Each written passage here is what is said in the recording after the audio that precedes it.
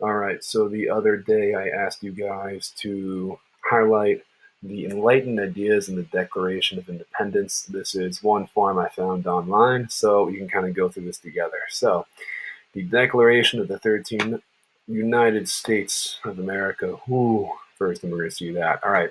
So, when in the course of human events it becomes necessary for one people to dissolve the political bands which have connected them with another, and to assume among the powers of the earth the separate and equal station to which the laws of nature and gods entitle them. A decent respect to the. Oh, do I have a pen in here? No way. Get out of here. That's crazy. It requires that they should declare the causes which impel them to the separation. So, let's see. Let's highlight this one where it says dissolve the political bands. Right? Brings us right all the way to Locke. Pick another color here. I don't want to go yellow, which is more of like a highlight than it was necessarily underlined. The separate and equal, not a direct line to the branch of the power, but it will work for us.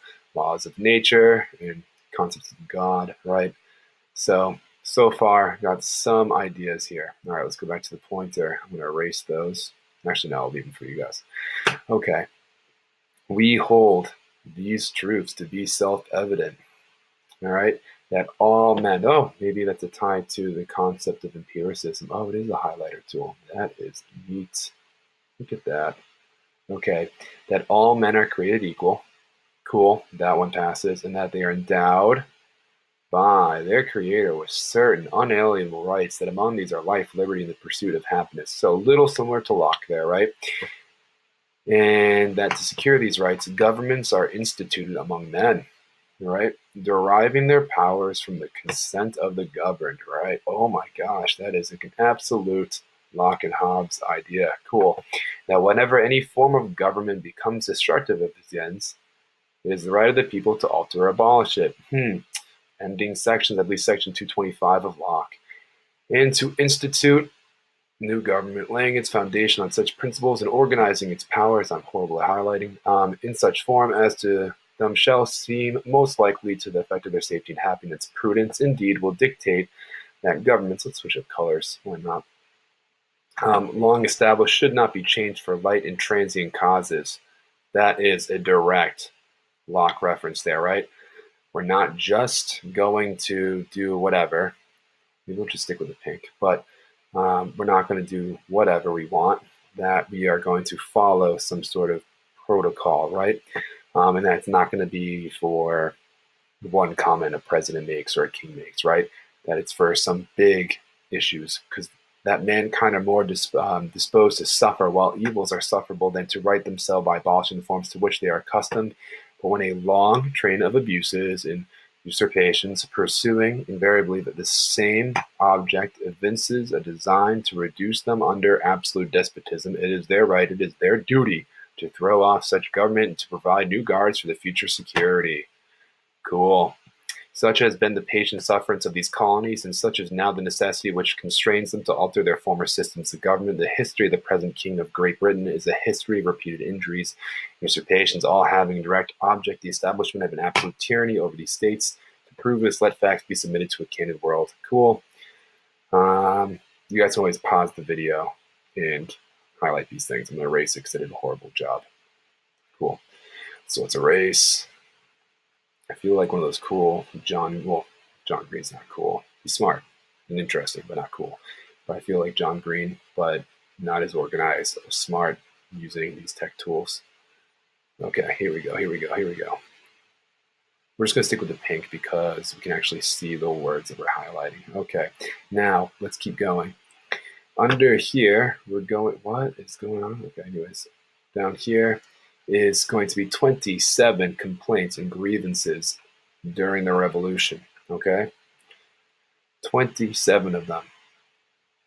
Now, what you can do on your own time is see that they're complaining about some of the abuses of power under the long train of abuses that become establishments of absolute tyranny, right, over these states, which were actually colonies at this time.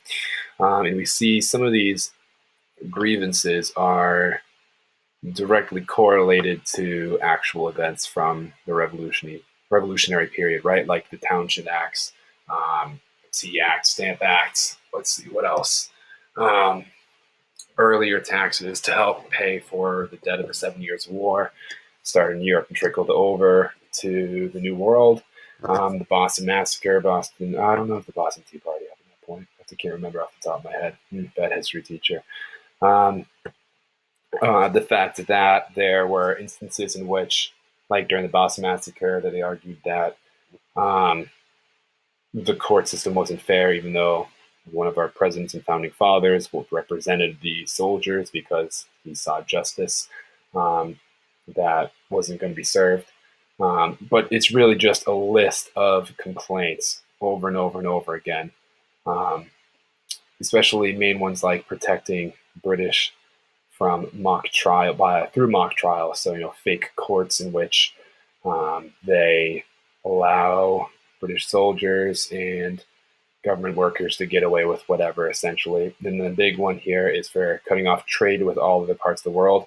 So main thing here is that it's mercantilist policy in which the colonies were supposed to listen to the economic objectives and directives of the crown, and they did not, because they were salutary and neglected for about 150 years or more, in which they got away with whatever they want, including rampant smuggling, like John Hancock. If you watch episode 1 of,